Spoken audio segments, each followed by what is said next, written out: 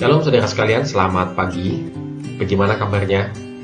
Saya berharap kita dalam keadaan sehat selalu dan tetap mengikuti protokol kesehatan untuk mencegah COVID-19. Saudara, pada hari ini kita akan merenungkan dari Matius pasal 7 ayat 1 sampai dengan 5 tentang menghakimi. Jangan kamu menghakimi supaya kamu tidak dihakimi. Karena dengan penghakiman yang kamu pakai untuk menghakimi, kamu akan dihakimi dan ukuran yang kamu pakai untuk pengukur akan diukurkan kepadamu. Mengapakah engkau melihat selumbar di mata saudaramu, sedangkan balok di dalam matamu tidak engkau ketahui? Bagaimana engkau dapat berkata kepada saudaramu, biarlah aku mengeluarkan selumbar itu dari matamu, padahal ada balok di dalam matamu?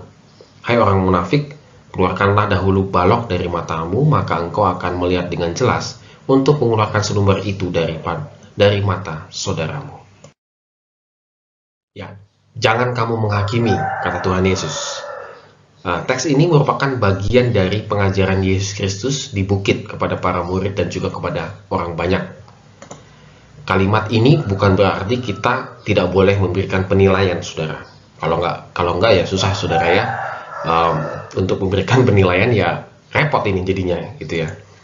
Lalu apa yang dimaksudkan dengan Tuhan Yesus mengatakan jangan kamu menghakimi? Yang pertama adalah bicara tentang ukuran.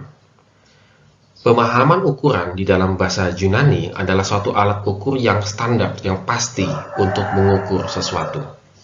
Ketika kita menghakimi seseorang, maka kita sedang mengukur seseorang dengan takaran yang pasti. Permasalahannya adalah, apakah kita memiliki ukuran yang sesuai, yang pas ketika kita menghakimi seseorang? Atau berdasarkan apa kita menghakimi seseorang? Dalam 1 Korintus pasal 4 ayat yang kelima mengatakan, penghakiman adalah milik Tuhan, karena hanya Tuhan yang bisa mengukur dengan tepat. Jadi saudara sekalian, ketika kita menghakimi seseorang, apakah boleh? Boleh. Tetapi kita harus berkaca, ukuran apa yang kita pakai. Misalnya ketika kita sedang mengevaluasi seseorang, apakah kita memiliki ukuran yang tepat dan pas ketika kita mengevaluasi seseorang? Atau karena berdasarkan suka atau tidak suka? Misalnya, kita menghakimi ataupun mengevaluasi ya si A dan si B gitu. Karena si A itu pernah memberikan kita makanan, maka kita memberikan penilaian yang baik karena kita mengukur bahwa dia baik dari pemberiannya. Sementara si B itu tidak pernah memberikan makanan. Dalam kehidupannya sih biasa-biasa saja. Maka kita memberikan penilaian biasa-biasa saja. Karena ukuran yang kita utamakan adalah engkau tidak pernah memberikan aku apa-apa. Saudara, yang demikian yang salah, saudara sekalian. Tuhan Yesus mengatakan, apakah engkau sudah memiliki satu ukuran yang pasti ketika engkau akan menghakimi ataupun akan mengkoreksi, mengevaluasi seseorang? Kedua adalah metafora selumbar dan balok yang Tuhan Yesus pakai untuk para pendengarnya. Di ayat yang ketiga dan keempat, Tuhan Yesus ingin menunjukkan satu kontras yang lucu antara selumbar dan balok, begitu ya. Perkataan Tuhan Yesus di ayat yang ketiga dan keempat ingin memperlihatkan bahwa kita dengan mudahnya dapat melihat kesalahan kecil orang lain, tetapi kesalahan besar di dalam diri kita tidak dapat dilihat.